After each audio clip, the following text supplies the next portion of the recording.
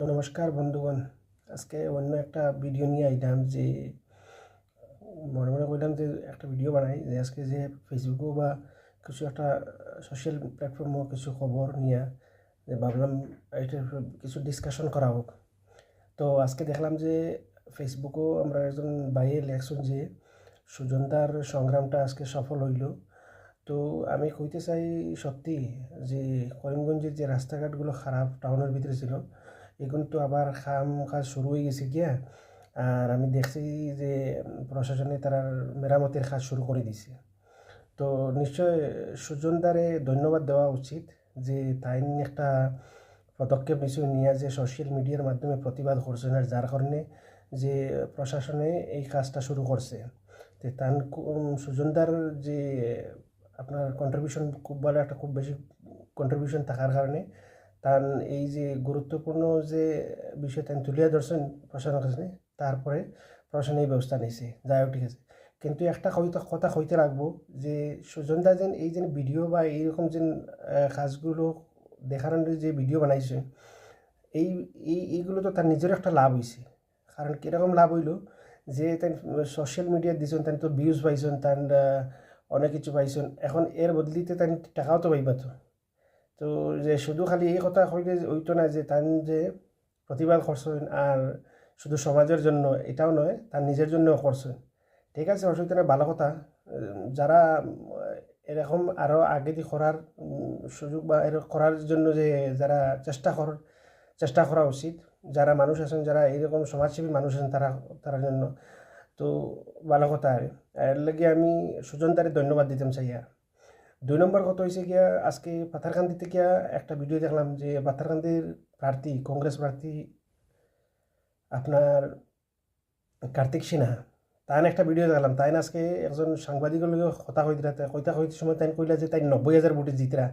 যে তাই এই যে তথ্যগুলো 90,000 ভোটা ফাইলা হইতে কি আর কীরকম তাই জানলাম 90,000 ভোটে জিতে, এরা তো সারাই করেন। আমি তো দেখছি যে বিজেপির প্রার্থী যে কৃষ্ণেন্দু পাল মহাশয় তাই তো নিজে কইতে তাই 1 লাখে জিতিরা। তো সারা যদি 1 লাখ আর 90,000 দিত তে আর খেয়ে নো। আর দ্বিতীয় কথা হয়েছে গিয়া যে তান কইছেন তান ইলেকশন কমিশনের পুরা বিশ্বাস আছে যে কোনো ভোট কারচুপির কোনো সম্ভাবনা নেই। আর মানুষে বলে তার নিজের গাড়ি ভাড়া দিয়া খরচ করিয়া কালকে করিমগঞ্জ যাইব ভোট গণনার দিন।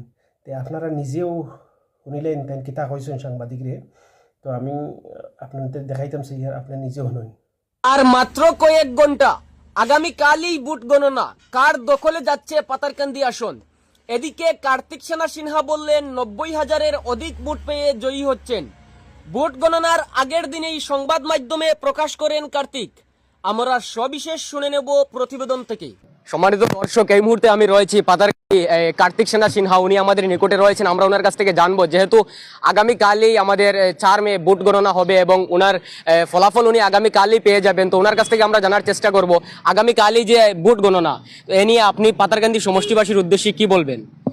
পাতাকান্দি সমষ্টিবাসীর জন্য আগামী দিন ঐতিহাসিক দিন হবে, কারণ জঙ্গলরাজকে আমরা বিতরণ করে আমরা এক আনন্দ এবং খুশির মাহল আগামী দিন থেকেই শুরু হবে পাতাকান্দিবাসীর জন্য এবং বরাকবলিবাসীর জন্য। আগামীকালই যেহেতু ভোট গণনা, আপনি কত ভোটে জয়লাভ করবেন এ নিয়ে আপনার ধারণাটা কি? আমরা 90,000-এর উপরে থাকবো। 90,000-এর উপর থেকে আপনি লিড করবেন? হ্যাঁ। তো পাতারকান্দিতে আপনি যদি বিধায়ক হয়ে যান, প্রথমেই আপনি পাতারকান্দির বাসীর জন্য কি করবেন, যেহেতু পাতারকান্দির বাসী, গোটা পাতারকান্দিবাসী আপনার জন্য অপেক্ষায় আছে? পাতাকান্দিবাসীর এক অত্যন্ত প্রয়োজনীয় এখানে 100 বেডেড একটা হসপিটাল হওয়া দরকার। কারণ মানুষের যেগুলো নাকি হার্ট অ্যাটাকেই হোক, স্ট্রোকেই হোক, সামান্য একটা মানে স্ট্রোকের জন্য যখন রেফার করা হয় করিমগঞ্জ বা শিলচরে, আধা রাস্তাতে সিরিয়াস হয়ে যায়। তো এই জন্যই প্রাণ বাঁচানিটা আমি মুখ্য উদ্দেশ্য করে 100 বেডের হসপিটাল করার জন্য প্রথম পদক্ষেপ নেব। আগামীকাল যে ভোট গণনায় কি আপনি থাকবেন সেখানে? নিশ্চয়ই থাকবো। আমার পাতাকান্দিবাসী নিজের খরচা দিয়া, নিজের গাড়ি নিয়া পুরা করিমগঞ্জ ভর্তি হবে। আপনাদের ভারতীয় জাতীয় কংগ্রেসের এই কেন্দ্রীয় নেতৃত্বরা একটি বুট চোর গদি চোর নামে একটি শব্দ বাহির করেছে বা একটি স্লোগান বাহির করেছে। তো এখানে পাতারকান্দি সমষ্টির অনেক সাধারণ মানুষ ওরা চিন্তায় আছে যে এই ধরনের কোনো কিছু কি হবে, এ নিয়ে আপনার কোনো ধারণা আছে? আমি নির্বাচন আয়োগের নিয়মাবলী গাইডলাইন্সে আর প্রশাসনের উপরে আমার বিশ্বাস আছে এবং আমার জনতার দোয়া আছে। সবে মসজিদ এবং চার্চ মন্দিরে পূজা প্রার্থনা অর্চনা দোয়া করতেছে, তাই আমি নিজে বিশ্বাসী আমাদের কোনো অঘটন ঘটবে না। ধন্যবাদ আপনার সময় দেওয়ার জন্য। আগামীকালই যে ভোট গণনা, তো এ নিয়ে আপনি পাতারকান্দি সমষ্টিবাসীর উদ্দেশ্যে কি বলবেন? পাতাকান্দি সমষ্টিবাসীর জন্য আগামী দিন ঐতিহাসিক দিন হবে, কারণ জঙ্গলরাজকে আমরা বিতরণ করে আমরা এক আনন্দ এবং খুশির মাহল আগামী দিন থেকেই শুরু হবে পাতাকান্দিবাসীর জন্য এবং বরাকবলিবাসীর জন্য। আগামীকালই যেহেতু ভোট গণনা, আপনি কত ভোটে জয়লাভ করবেন এ নিয়ে আপনার ধারণাটা কি? আমরা 90,000-এর উপরে থাকবো। 90,000-এর উপর থেকে আপনি লিড করবেন? হ্যাঁ। তো পাতারকান্দিতে আপনি যদি বিধায়ক হয়ে যান, প্রথমেই আপনি পাতারকান্দির বাসীর জন্য কি করবেন, যেহেতু পাতারকান্দির বাসী গোটা পাতারকান্দিবাসী আপনার জন্য অপেক্ষায় আছে?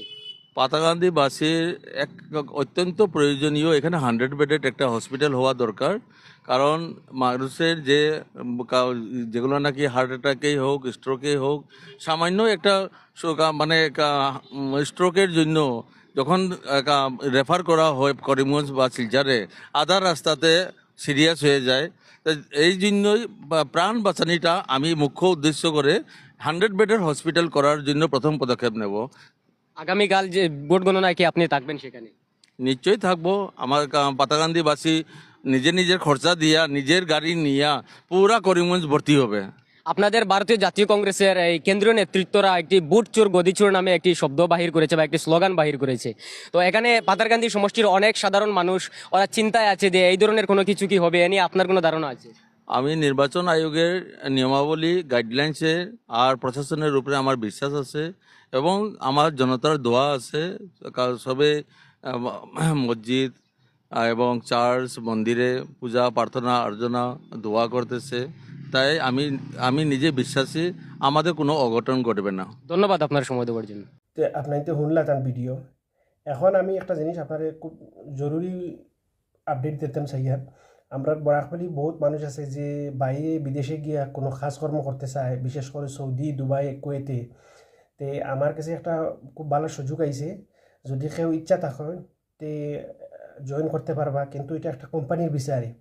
তো এইখানে হয়েছে গিয়া যে কোম্পানির ভিসা মানে কয়েকটা ডিপার্টমেন্টে তারা মানুষ লাগে, আর মাধ্যমিক বা 12th পাস হইতে লাগে, কিছু একটা ইংলিশ কথাবার্তা করতে লাগবো, কারণ কাউন্টার সেলসম্যান বা টিম লিডার আছে এগুলো একটা পিৎজা কোম্পানিতে।